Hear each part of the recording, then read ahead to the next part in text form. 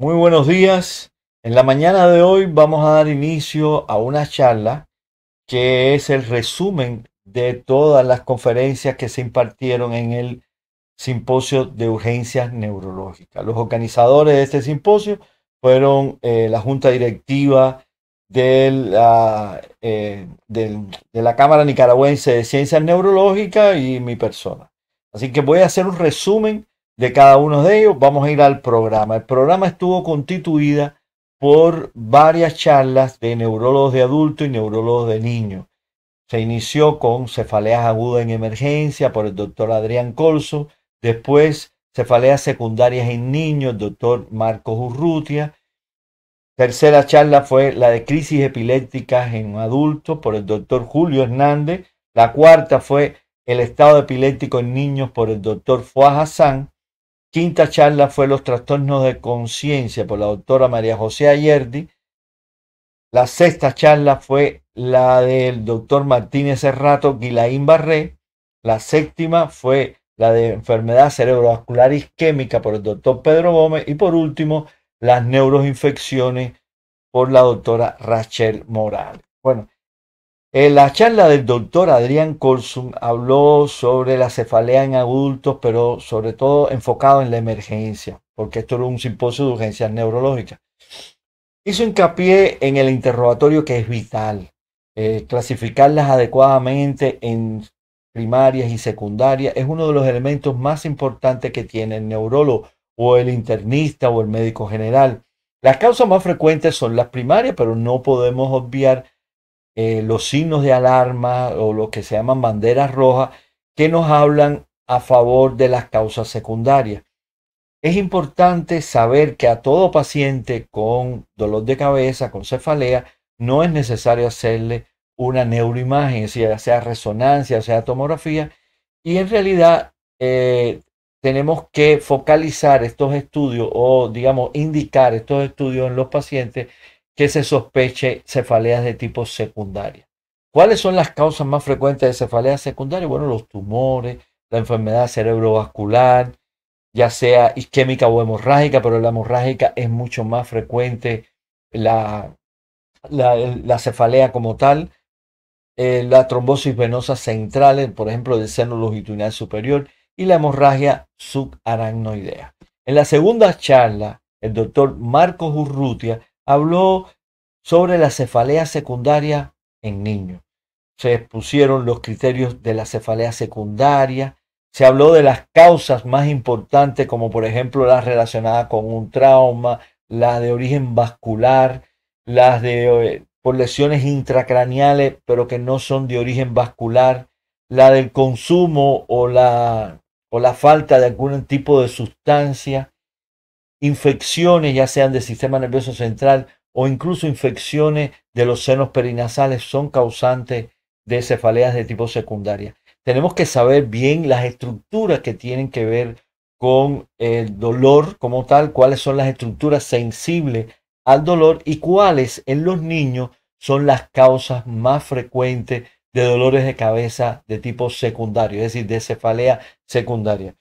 Se puso algunos casos sobre tumores, enfermedad cerebrovascular, incluso infecciones, sobre todo las encefalitis como causa de dolor o de cefalea secundaria en pediatría. La tercera charla fue la del doctor Julio Hernández, que habló sobre la epilepsia en adultos. Inicialmente habló sobre los estudios epidemiológicos y el impacto de esta enfermedad en las personas. Es decir, hay 65 millones de personas en el mundo con epilepsia y es una enfermedad que tiene un gran impacto porque incluso puede aumentar el riesgo de muerte en los pacientes. Habló de la clasificación actual de la ILAE, que las clasifica las crisis en focales, generalizadas. Incluso a veces uno piensa que las más frecuentes son las generalizadas, pero son las focales las más frecuentes en un 60%. Es el doble de frecuencia que las generalizadas como tal. Habló también de los conceptos de crisis recurrentes no provocadas o epilepsia y aquellas que son provocadas por algún daño agudo del sistema nervioso central que antiguamente se conocía con el nombre de crisis aguda sintomática. Habló del estatus epiléptico y de la necesidad de actuar de forma rápida en emergencia y en la UCI. ¿Y cuáles son los niveles de tratamiento? El primer nivel es benzodiazepina, el segundo nivel es la fenitoína o la fosfenitoína, el ácido valproico, el, el levetiracetam y por último el coma barbitúrico. En cuanto a las crisis focales, bueno, los estudios que él presentó dicen que en las crisis focales es mejor utilizar la lamotrigina y la carbamazepina, y en las crisis generalizadas el ácido valproico y el levetiracetam. Sobre todo este último vamos a usarlo en pacientes del sexo femenino que tengan la posibilidad de salir embarazada por los efectos teratogénicos del ácido valproico. En la cuarta charla, el doctor Fouad Hassan habló del estatus epiléptico en niños. Es una de las emergencias neurológicas más comunes y más frecuentes en los niños. En realidad no es un cuadro que se va a resolver porque dejemos al niño descansar, sino debe haber una intervención médica específica para que podamos resolverlo. Tiene una elevada morbimortalidad que puede llegar hasta un 30 o un 50% en algunos casos refractarios. Habló también de lo que es el estado convulsivo, epiléptico convulsivo y el estado epiléptico no convulsivo, la diferencia entre uno y otro, y de los diferentes tipos de estatus convulsivo, de estatus epiléptico que existen, como el temprano, la independencia al tiempo, que esté con el estado convulsivo o el estado epiléptico establecido o refractario como tal. Ya después del receso como tal, vino la doctora Yerdi para hablarnos sobre los trastornos de conciencia. Habló de las estructuras de nuestro cerebro que tienen que ver con la conciencia, ya sean estructuras corticales o subcorticales, de los diferentes tipos de trastornos de conciencia, como por ejemplo en los agudos existe un nivel de obnubilación, un nivel de estupor y un nivel de coma. Habló del estado crónico de trastorno de conciencia, que fundamentalmente es el estado vegetativo y el estado mínimo de conciencia. La diferencia de estos trastornos de conciencia con el síndrome confusional agudo. Habló también de las causas de coma, como tumores, enfermedad cerebrovascular, en el estado epiléptico, las infecciones, los desórdenes hidroelectrolíticos y la necesidad de hacer una evaluación clínica dirigida a los trastornos de conciencia que nos van a ayudar a determinar cuál es la etiología. Entonces, después de la doctora Yerdi vino el doctor Martínez Serrato para hablarnos de Guillain-Barré. Guillain-Barré es una neuropatía aguda que los síntomas son predominantemente motores, aunque no son únicamente motores, como veremos a continuación. Puede haber una debilidad con una disminución de los reflejos, con incluso toma vulvar, con paresia facial bilateral, y puede haber incluso parálisis de los pares craneales o oftalmoplegia, e incluso puede haber ataxia de la mancha. Los estudios neurofisiológicos y el líquido cefalorraquídeo nos pueden ayudar en el diagnóstico, pero incluso los estudios neurofisiológicos en la primera semana pueden ser normales, al igual que el líquido cefalorraquídeo, que en lo que se espera encontrar en el líquido cefalorraquídeo es un aumento de las proteínas con celularidad normal.